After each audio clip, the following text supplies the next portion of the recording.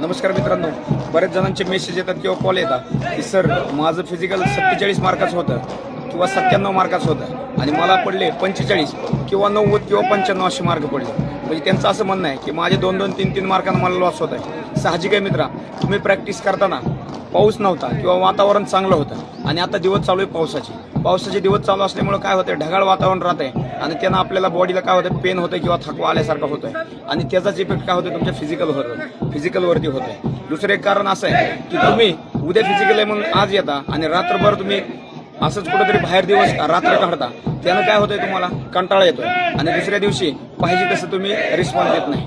पण एक लक्ष ठेवायचं मित्रा, काही झालं तरी तुझं टार्गेट आहे 97 मार्क घ्यायचं किंवा जिल्हा पोलीसला असेल तर 47. ह्या हिशोबानं मेहनत कर, जीव लाव आणि फिजिकल देताना शक्यतो आपल्या ज्या आलेल्या अडीअडचणी समस्या आहे किंवा आई वडिलांचा चेहरा डोळ्यासमोर ठेव. निश्चित तुला 2 मार्क वाढतील आणि तुझं फिजिकल चांगल्यापैकी जाईल.